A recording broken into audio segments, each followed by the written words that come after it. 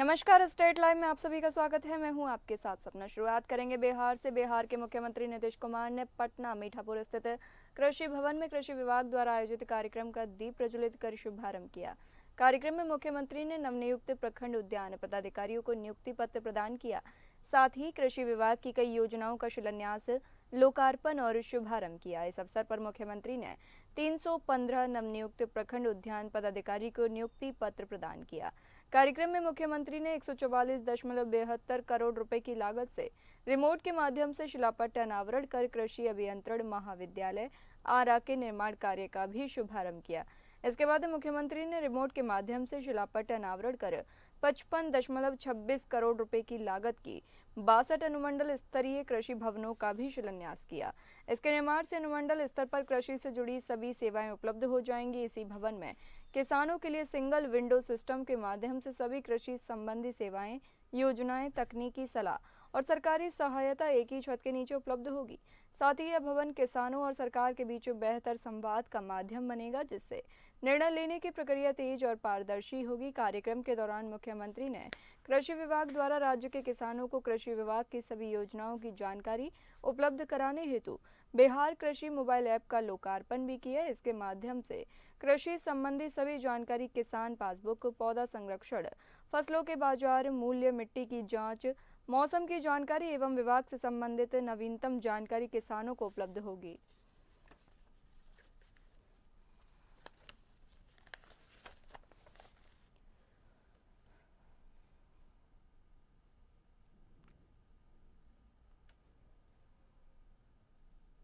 नेता प्रतिपक्ष तेजस्वी यादव ने बिहार में अपराध की स्थिति पर चिंता जताई है और मुख्यमंत्री नीतीश कुमार पर निशाना साधा है। उन्होंने कहा कि बिहार में अपराध की स्थिति भयावह हो गई है और अपराधियों को खुलेआम छूट दे दी गई है। तेजस्वी यादव ने कहा कि बिहार में अपराध की हालत देख लीजिए। पटना में 5-5 गोलीबारी की घटना की गई है। हालात यह है कि कोई देखने वाला ही नहीं है। स्थिति बहुत ही खराब है। अपराधियों को खुलेआम सरकार ने छूट दे दी है। नीतीश कुमार बिल्कुल अचेत अवस्था में है। चिराग पासवान से नीतीश कुमार की मुलाकात पर तेजस्वी यादव ने कहा कि यह उनका मामला है, वह जाने, हमें से कोई लेना देना नहीं है। उन्होंने कहा कि बस इन लोगों का काम रह गया है। लालू प्रसाद यादव को गाली दो, तेजस्वी यादव को गाली दो, बस इतना ही काम इन लोगों का रह गया है।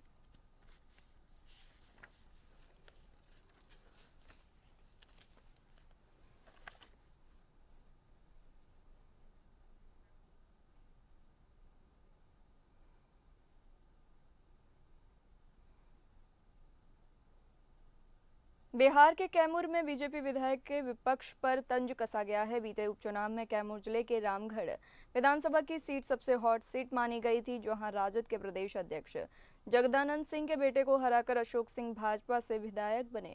अशोक सिंह ने आरजेडी पर निशाना साधते हुए कहा कि इनका सिर्फ काम यही है तो ये करेंगे क्या, इनको देश से क्या लेना देना। अगर आप इनके नेताओं के बयान को देखिएगा, प्रदेश अध्यक्ष से लेकर तेजस्वी यादव, लालू यादव, इनका बयान बराबर पाकिस्तान के पक्ष में रहता है। ये खाते हिंदुस्तान में है, रहते हिंदुस्तान में है, राजनीति करते हिंदुस्तान में है। इनको हिंदुस्तान के लोगों का वोट भी चाहिए, लेकिन ये चिंता करते हैं पाकिस्तान की। वहीं कांग्रेस के वरिष्ठ नेता पी चिदंबरम के उस बयान पर जिसमें उन्होंने इंडिया ब्लॉक के अस्तित्व पर सवाल उठाया था और भाजपा को अत्यंत संगठित बताया था, इस बयान पर रामगढ़ से भाजपा विधायक अशोक सिंह ने कहा कि मैं धन्यवाद देना चाहता हूं चिदंबरम साहब को। उनको समझ आया कि भले ही देर से समझ आया। देखिए, एनडीए जिस तरह से संगठित है अटल जी के नेतृत्व में, जब से एनडीए बना, एनडीए के छोटे दल हो या बड़े दल हो, जिस तरह से बीजेपी सम्मान देती है उसका प्रतिफल है कि भले ही एनडीए के दल अनेक हैं, लेकिन मुद्दों पर, डेवलपमेंट पर, राष्ट्र के लिए सब एक ही हैं।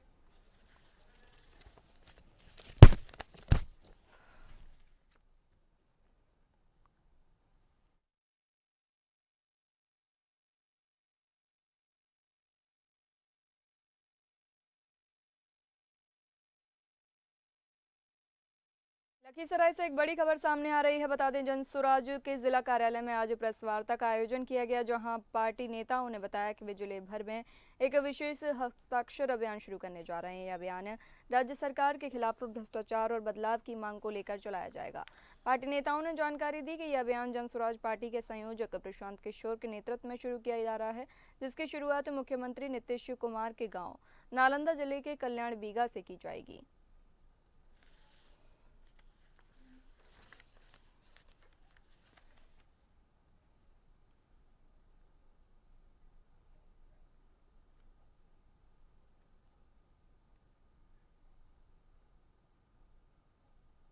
बिहार के लखीसराय में डिप्टी सीएम पर गंभीर आरोप लगे हैं। बता दें, लखीसराय में महागठबंधन के नेताओं ने प्रेस वार्ता कर राज्य सरकार और डिप्टी सीएम विजय कुमार सिन्हा पर गंभीर आरोप लगाए। डिप्टी सीएम विजय कुमार सिन्हा पर गंभीर आरोप लगाते हुए कहा कि उनके संरक्षण में शिक्षा, स्वास्थ्य समेत अन्य विभागों में करोड़ों रुपए का घोटाला हुआ है। कांग्रेस जिलाध्यक्ष अमरीश कुमार अनीश, समन्वय समिति से जितेंद्र कुमार, सीपीआई के मोती साहब और भाकपा के जिला कार्यकारिणी सदस्य रजनीश कुमार ने बताया कि इन घोटालों की प्राथमिकी दर्ज की गई है, लेकिन जिला प्रशासन दोषियों को बचाने में जुटा हुआ है। महागठबंधन के नेताओं ने बताया कि पूरे मामले की सीबीआई जांच होनी चाहिए और महागठबंधन इस घोटाले के खिलाफ न्यायालय भी जाएगा और जन आंदोलन भी चलाएगा। घोटाले से जुड़े प्रमुख आरोप इस प्रकार हैं: एक, कई विद्यालयों के प्राचार्यों के फर्जी हस्ताक्षर और मुहर लगाकर जाली विपत्रों के आधार पर संचिकाएं तैयार की गई हैं और भुगतान किया गया।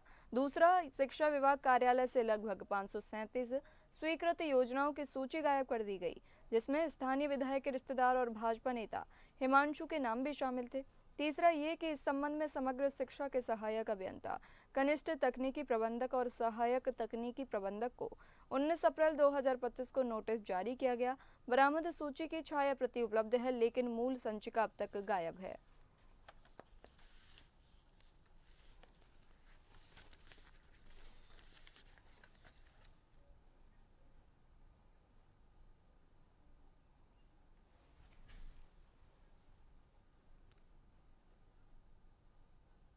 पटना में व्यवसायी की गोली मारकर हत्या कर दी गई। सूबे बिहार के पटना सिटी में खाजे कला थाना क्षेत्र के दुल्ली के पास से घात लगाए अपराधियों ने रात के सन्नाटे में बोतलबंद पानी के कारोबारी मंटू राय को गोली मार दी। घायल मंटू राय को इलाज के लिए एनएमसीएच भेजा गया, जहां चिकित्सकों ने उसे मृत घोषित कर दिया। घटना की सूचना पर पहुंची पुलिस ने पूरे मामले की छानबीन की। आपको बता दें कि पुलिस ने घटना स्थल से 4 खोखा भी बरामद किए हैं। हत्या का कारण स्पष्ट नहीं हो सका है। पुलिस ने हर बिंदुओं पर जांच शुरू की है। हत्या से परिजनों में कोहराम मचा हुआ है और परिजनों का रो रो कर बुरा हाल है।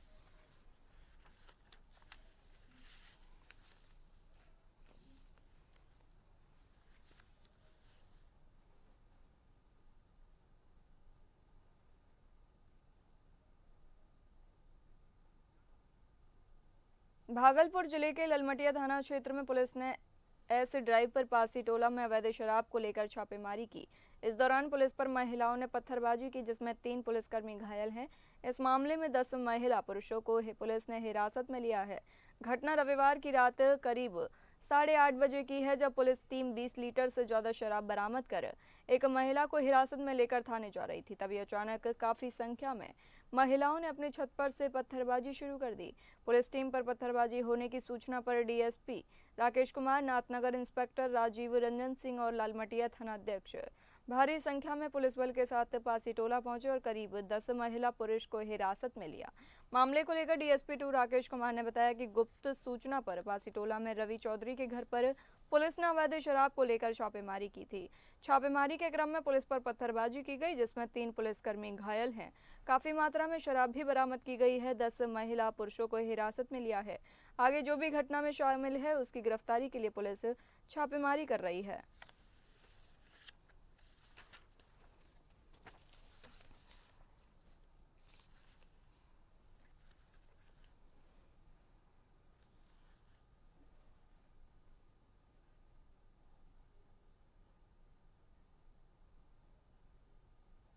सासाराम में युवक की हत्या के बाद नाराज लोगों ने पुलिस पर पथराव किया। बता दें, सासाराम के सागर मोहल्ला के रहने वाले शाहबाज आलम नामक एक युवक की हत्या के बाद स्थानीय लोग आक्रोशित हो गए और पुलिस पर पथराव कर दिया। इस पथराव में डालमिया नगर के थाना अध्यक्ष सुशांत कुमार मंडल सहित कई पुलिसकर्मियों को चोट लगी है, जिसमें इंस्पेक्टर सुशांत कुमार मंडल को इलाज के लिए सासाराम के सदर अस्पताल लाया गया है। उनके चेहरे पर पत्थर लगा है। वह भारी संख्या में पुलिस बल सागर इलाके में तैनात कर दिया गया है। पुलिस ने फिलहाल 6 से अधिक उपद्रवियों को हिरासत में लिया है। बताते चलें कि रोहतास के एसपी रोशन कुमार घटना स्थल पर खुद मौजूद हैं। बताया जाता है कि 13 मई से ही शाहबाज आलम लापता था। परिजन उसकी सूचना पुलिस को दिए थे। 16 मई को इस मामले में शिकायत दर्ज की गई थी, लेकिन बीते रात शाहबाज का शव सासाराम के नगर थाना क्षेत्र के पुराने भवन के पीछे दलेलगंज के नाले में मिला था। बता दें कि घायल थाना अध्यक्ष का इलाज सदर अस्पताल में किया गया है।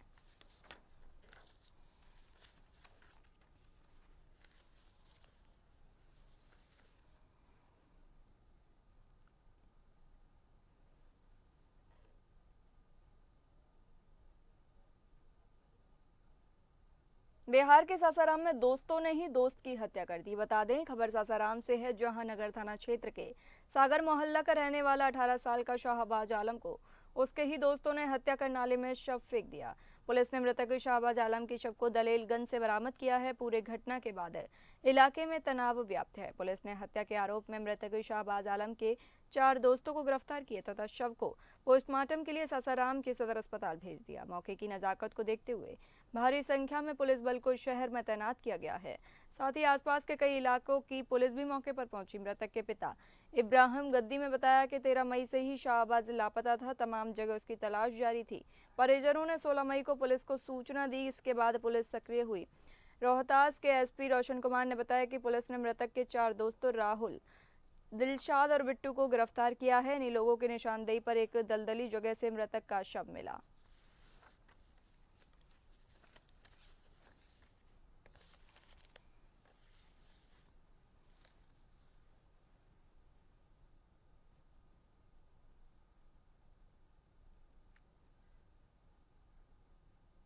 बिहार के सीतामढ़ी में तेज रफ्तार पिकअप पलट गई। बता दें, सीतामढ़ी जिले के परिहार थाना क्षेत्र के बराही के पास तेज रफ्तार पिकअप अनियंत्रित होकर पलट गई।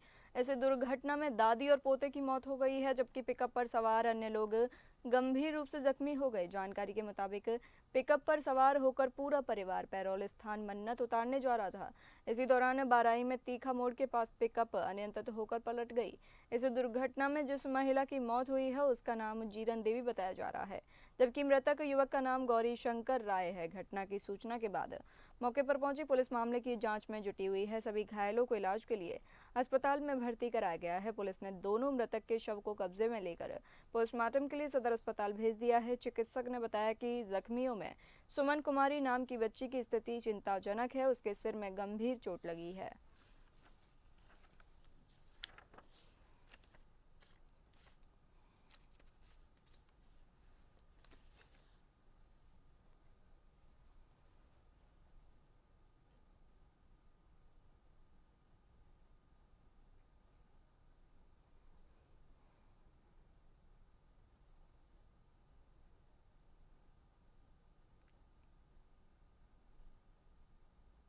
बात करेंगे झारखंड की। झारखंड के मुख्यमंत्री हेमंत सोरेन ने आज अपने पूरे परिवार के साथ रामगढ़ जिला स्थित अपने पैतृक गांव नेमरा का दौरा किया, जहां पहुंचते ही सबसे पहले अपने पारिवारिक सदस्य जगदीश सोरेन के पार्थिव शरीर पर पुष्प चक्र अर्पित कर सीएम और उनके परिवार उनके भावभीनी श्रद्धांजलि दी गई।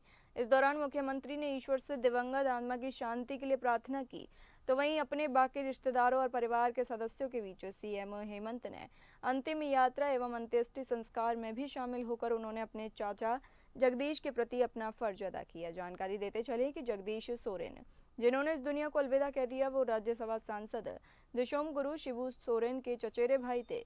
इस लिहाज से वो सीएम हेमंत के चाचा लगते थे। विगत 17 मई 2025 को उनका निधन हो गया था।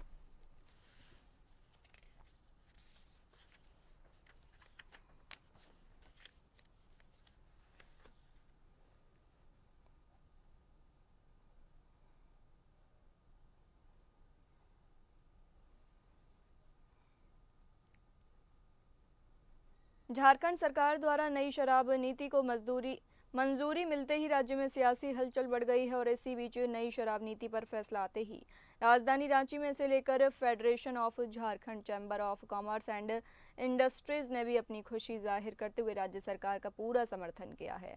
हालांकि इस नई नीति के स्वागत का ऐलान करते हुए फेडरेशन की ओर से एक मांग भी सामने आई है। दरअसल राज्य सरकार की नई शराब नीति में आए बदलाव को स्वीकार करते हुए एक प्रेस वार्ता का आयोजन कर फेडरेशन के अध्यक्ष परेश गट्टानी और इनके साथ साथ महासचिव ने भी मुख्यमंत्री हेमंत सोरेन और उत्पाद मंत्री योगेंद्र प्रसाद को शुक्रिया कहकर आभार जताया।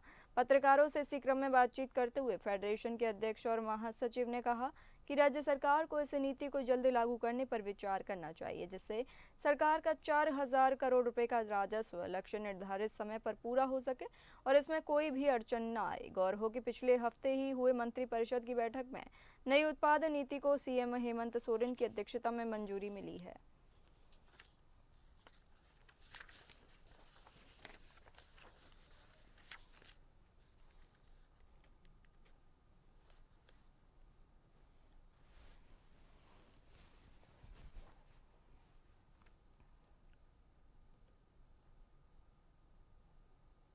झामुमो फुसरो की नगर समिति की बैठक करगली गेट स्थित शहीद निर्मल महतो स्मारक भवन में हुई।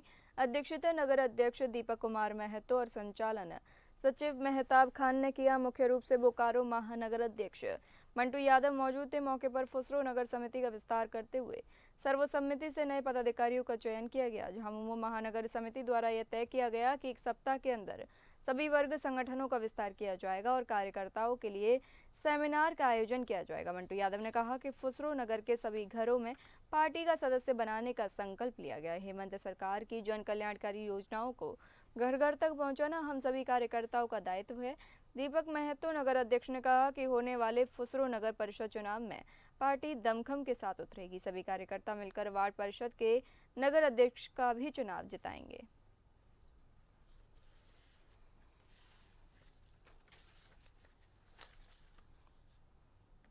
चलिए बढ़ते हैं अगली खबरों पर। बात करेंगे छत्तीसगढ़ की पाटन विकास खंड के ग्राम सैलोद के बाबाकुटी में स्थित कबीर आश्रम में आयोजित 2 दिवसीय संत समागम में आज उप मुख्यमंत्री अरुण साव सम्मिलित हुए। कबीर आश्रम के मुखिया व साहित्य वेदांताचार्य महंत सुकृत दास शास्त्री द्वारा आयोजित इस संत समागम में दुर्ग सांसद विजय बघेल भी विशिष्ट अतिथि के रूप में शिरकत किए। संत समागम के अवसर पर आयोजित कार्यक्रम को संबोधित करते हुए मुख्य अतिथि उप मुख्यमंत्री अरुण साव ने कहा कि कबीर की वाणी आज भी प्रासंगिक है। आप सभी संत कबीर की वाणी को जन जन तक पहुंचाकर लोगों को जागरूक कर रहे हैं। देश की तरक्की के लिए समाज का जागरूक होना जरूरी है। संत कबीर को मानने वाले पूरे देश भर में हैं। आश्रम में कई प्रकार के अभाव होते हुए भी कबीर के विचार को लोगों तक पहुंचाने में आप लोग लगे हुए हैं। आज सरकार चाहे देश की हो या प्रदेश की, लोगों के आर्थिक स्तर को ऊंचा उठाने और परिवार को आत्मनिर्भर बनाने का काम कर रही है। संतों के आशीर्वाद से यह काम भी पूरा होगा। संतों की मांग पर आश्रम के कार्यक्रम स्थल में डोम निर्माण के लिए 25 लाख रुपए की घोषणा की, साथ ही अन्य मांगों को भी पूरा करने का भरोसा दिलाया। दुर्ग सांसद विजय बघेल ने कहा कि विगत 60 वर्षों से इस आश्रम में संत समागम का आयोजन होते आ रहा है। उन्होंने सभी संतों का अभिवादन करते हुए कहा कि आश्रम का मुझे आशीर्वाद मिला है। कबीर की वाणी में ईश्वर का वास था। कबीर की वाणी आज भी जीवंत है। हम सभी को कबीर के बताए मार्ग को जीवन में आत्मसात करना है।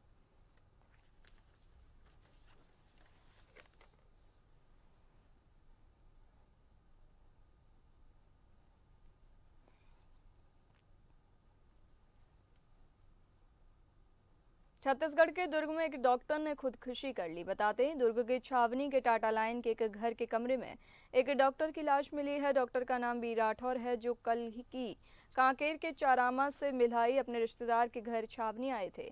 रिश्तेदार ने पुलिस को बताया कि वे किसी बात को लेकर चिंतित थे और देर रात खाना खाने के बाद में कमरे में सोने के लिए चले गए। लेकिन जब सुबह काफी देर तक उन्होंने दरवाजा नहीं खोला तो रिश्तेदारों ने दरवाजा खटखटाया और फौरन इसकी सूचना पुलिस को दी। सूचना मिलते ही पुलिस मौके पर पहुंची तो देखा कि कमरे के अंदर डॉक्टर बी के राठौर की लाश पड़ी हुई है, जिसके बाद पुलिस ने मामला दर्ज कर विवेचना शुरू की है। पुलिस ने बताया कि डॉक्टर बी के राठौर कांकेर के चरामा के एक गांव में पदस्थ हैं और वहां इनका एक युवती के साथ आपत्तिजनक अवस्था में वीडियो वायरल हो गया था।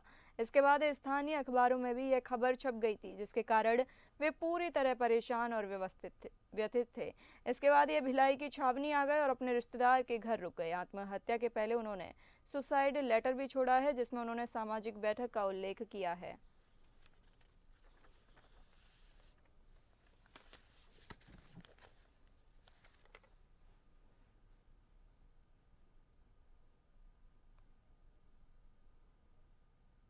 धमतरी जिले के ग्राम भुवना में बंद पड़े गोदाम के सेप्टिक टैंक में नरकंकाल मिलने से सनसनी फैल गई है। सूचना पर धमतरी एएसपी अर्जुन थाना पुलिस और एफएसएल की टीम मौके पर पहुंची, जिसके बाद कंकाल को बाहर निकाला गया। बताया जा रहा है कि ग्राम भुवना में एक गोदाम है जो 5 सालों से बंद पड़ा हुआ है। उसका मालिक शनिवार को जमीन नापजो करवाने के लिए गोदाम गया था, तभी पीछे की तरफ सेप्टिक टैंक में नरकंकाल देखा, जिसके बाद इसकी सूचना पुलिस को दी गई। सूचना पर पुलिस और एफएसएल की टीम तत्काल मौके पर पहुंची और खोदकर कंकाल को बाहर निकाला गया।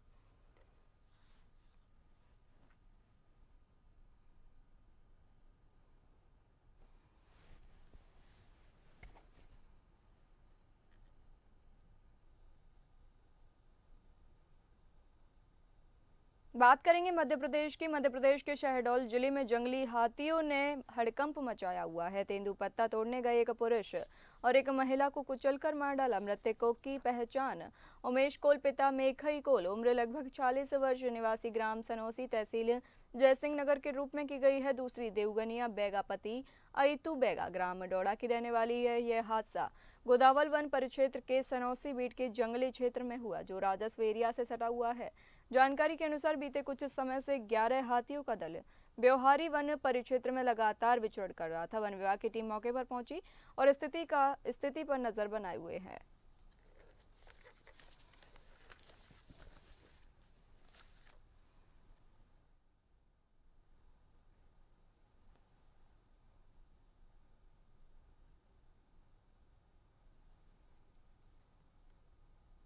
बात करेंगे महाराष्ट्र की। शिवसेना ने तिरंगा बाइक रैली निकाली। भारतीय सेना द्वारा हाल ही में अंजाम दिए गए ऑपरेशन सिंदूर में पाकिस्तान को करारा जवाब देने और उसकी गतिविधियों को कुचलने के साहसिक कार्य का सम्मान करते हुए शिवसेना सिंधे गुटे की ओर से कल्याण में तिरंगा बाइक रैली का आयोजन किया गया।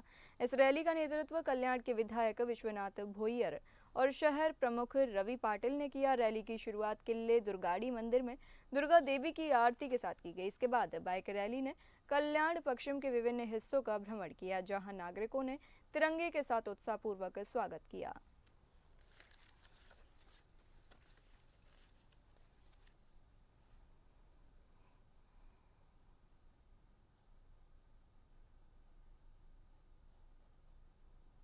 मुंबई गोवा हाईवे पर भीषण सड़क हादसा हो गया। बताते चलें, रत्नागिरी जिले के खेड़ तालुका स्थित भरने नाका इलाके में मुंबई गोवा महामार्ग पर एक भीषण सड़क हादसा हुआ है। इस दुर्घटना में एक कार सीधे जगबुड़ी नदी के पुल से नीचे गिर गई, जिससे कार में सवार 5 लोगों की मौके पर ही मौत हो गई।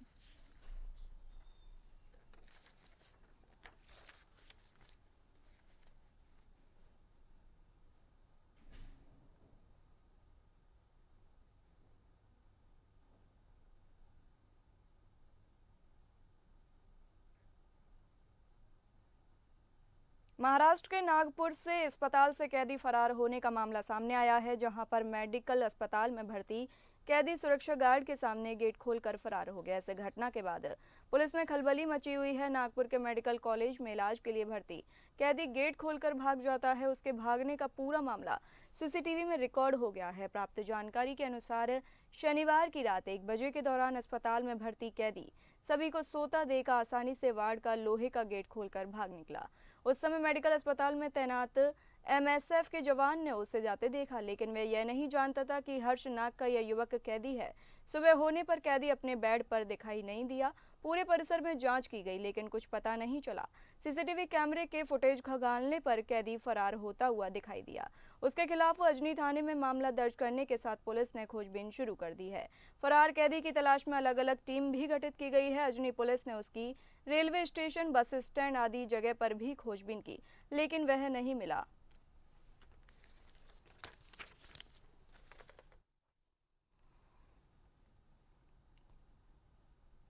फिलहाल इस बुलेटिन में इतना ही। नमस्कार।